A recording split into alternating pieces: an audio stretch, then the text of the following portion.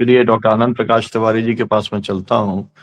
मैं उनसे जानना चाहूंगा कि लेफ्ट पार्टीज ने अपना स्टैंड लिया, कांग्रेस पार्टी ने स्टैंड लिया, तो क्या इंडिया गठबंधन को एज ए अपोजिशन ब्लॉक उसको एक पोजीशन उसे क्यों नहीं लेनी चाहिए? उसने अभी तक क्यों नहीं ली?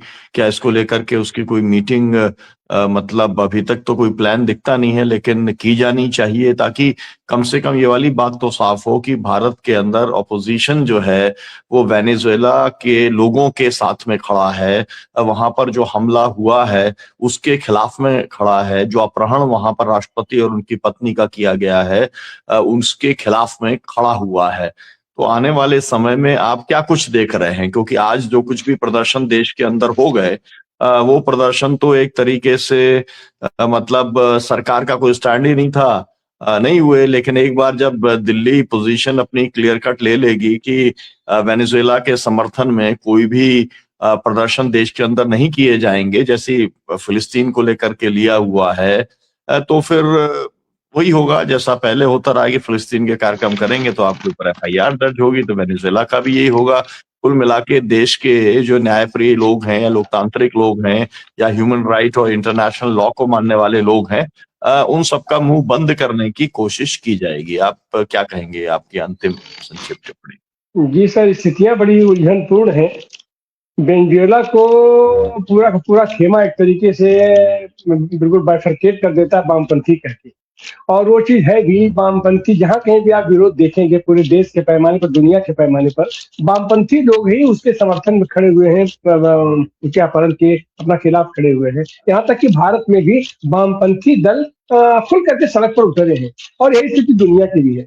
लेकिन एक चीज और साथ साथ है कि इससे पहले जो चीज है, जिस तरीके से भारत के चुनाव को मैंने चुनाव कहा जा रहा है, उसी तरीके से वेनेजुएला के भी चुनाव को मैंने चुनाव कहा जा रहा है। ये अब इनकी कितनी लोकप्रियता है, इसके बारे में मैं अपना बहुत कुछ कहा नहीं जा सकता। तो जाहिर सी बात है कि वहां उनके देश में भी इनके अपोजिशन में बहुत सारे लोग खड़े हैं।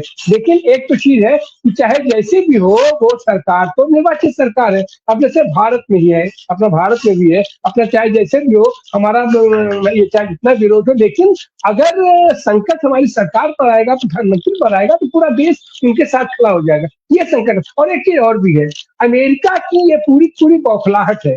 अमेरिका के साथ दिक्कत है कि उसकी पूरी अर्थव्यवस्था प्राकृतिक संसाधनों के दोहन, अपना शोषण और दुनिया भर के शोषण पर आधारित है। और वो चीज आज की तारीख में उनका टूट रहा है। फल ये है कि अमेरिका जिस स्थिति में द्वितीय विश्व युद्ध में खड़ा था, और वो ये ब्रिटिश साम्राज्य के अपना मुंह से छीन लेना चाहता था, और इसीलिए उसने परमाणु युद्ध का अपना प्रयोग किया, वही स्थिति आज की तारीख में अमेरिका सामने है। सब दोहन शोषण करने के बावजूद भी, क्योंकि उसका उत्पादकता में कोई योगदान नहीं होता है, इसलिए उसकी अर्थव्यवस्था, दोहन शोषण की अर्थव्यवस्था, गुंडई की अर्थव्यवस्था कितनी देर तक टिकेगी? तो और उसके बाद जिस तरह से ट्रंप दिन पर दिन गिरते जा रहे हैं और नैतिक उनका क्षरण हो रहा है, कोई उनका नैतिक अस्तित्व नहीं रह गया है, तो उन सारी चीजों पर पर्दा डालने का भी ये मामला है, और आर्थिक संसाधन के दोहन का भी मामला है। और मामला केवल वेनेजुएला तक नहीं है। ट्रंप ये बार बार कोशिश कर रहे हैं दिखाने की कि अमेरिका फर्स्ट है। जो कुछ भी है, दुनिया की सारी संपदा पर पहला अधिकार अमेरिका का है, पहला अधिकार अमेरिका का है, पहला अधिकार ट्रंप का है। और इसके चलते निश्चित रूप से ये देखना पड़ेगा। और अभी उन्होंने अपना जिस तरीके से फिलहाल घोषणा कर दिया है, कोलंबियाई और राष्ट्रपति को उन्होंने धमकी दिया है, और इस तरीके की धमकी वो आज की तारीख में सबको दे रहे हैं। तो ये ट्रंप की बौखलाहट दुनिया को बिल्कुल बारूद के ढेर पर खड़ा कर दी है। अब सवाल यह है कि ये जो भी लोग हैं उसके अपना विरुद्ध खड़े होने वाले लोग हैं, हम तो खास करके वो नजर टिकती है, चीन के ऊपर टिकती है, रूस के ऊपर टिकती है, ईरान के ऊपर टिकती है।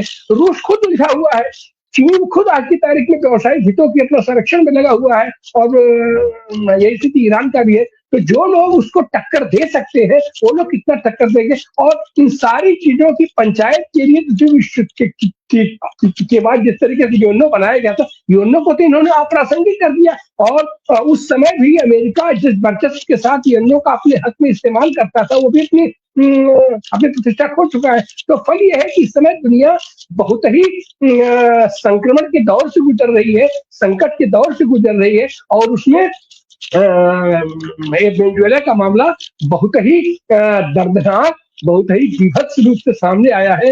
अब वेनेजुएला की वो जनता इससे कैसे निजात पा पाएगी, और भारत की इसमें बड़ी भूमिका हो सकती थी, लेकिन भारत की सरकार तो इसमें नहीं इन्वॉल्व होने वाली है। और अपोजिशन में भी लेफ्ट तो खुल के आएगा सामने, लेकिन ये अपोजिशन माइनस लेफ्ट की क्या स्थिति होगी उसके बारे में भी बहुत कुछ कहा नहीं जा सकता, क्योंकि रीढ़ नहीं है, किसी के पास रीढ़ नहीं है। और अगर लेफ्ट आता भी है तो लेफ्ट कितना प्रभावशाली होगा इसके बारे में तो कुछ कहा नहीं जा सकता।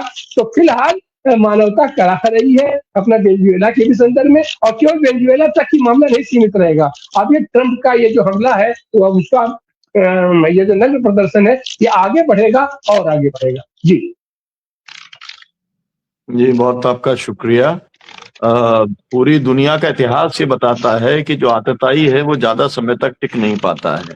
वियतनाम जैसे छोटे से देश के ऊपर अमेरिका अपना कब्जा नहीं रख सका। हमने ये देखा अफगानिस्तान के अंदर भी वो अपना कब्जा नहीं रख सका। इराक के अंदर उसने सब कुछ बदल दिया, लेकिन ईरान के अंदर जो है, जो भी उसके अभी तक उसके प्रयास थे, वो सब लगातार विफल हुए हैं।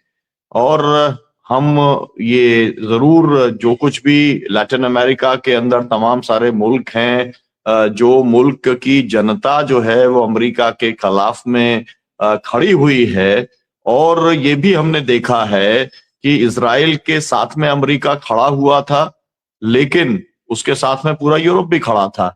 लेकिन इसके बाद में क्या स्थिति बनी, एक के बाद एक यूरोप के देशों ने फिलिस्तीन को मान्यता देने का काम किया।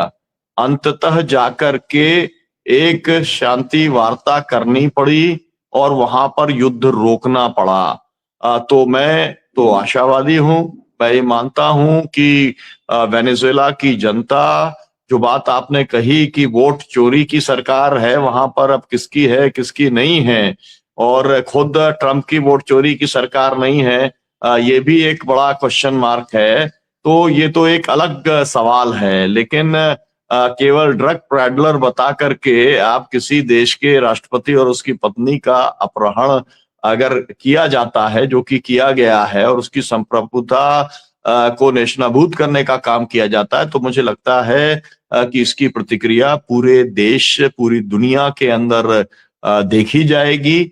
और चीन की तरफ पूरी दुनिया देख रही है, पूरी दुनिया रूस की तरफ भी देख रही है। जो यूनाइटेड सिक्योरिटी काउंसिल की मीटिंग होगी, उसके अंदर क्या होता है, केवल प्रस्ताव पारित होता है निंदा का, या वो भी नहीं होता। निंदा का प्रस्ताव तो खैर पारित होगा ही, सोवरेनिटी के पक्ष में तो यूनाइटेड नेशंस के सिक्योरिटी काउंसिल को खड़ा ही रहना पड़ेगा। लेकिन आने वाले समय में बहुजन संवाद में हम वेनेजुएला के अंदर के जो भी डेवलपमेंट्स होते हैं उसके ऊपर हम कार्यक्रम अपना जारी रखेंगे। दर्शकों से अपील कि जो विश्लेषण यहाँ पर हमारे पैनलिस्टों ने किया है वो लोगों तक पहुंचना चाहिए, ताकि लोगों को पूरी बात को समझने के अंदर ज्यादा सुविधा और सरलता हो सके। बहुत बहुत शुक्रिया, बहुत बहुत धन्यवाद व्यास जी आपका, डॉक्टर आनंद प्रकाश तिवारी जी, फिरोज मीठी बोरवाला जी और शिवाजी सरकार साहब, बहुत शुक्रिया, बहुत धन्यवाद।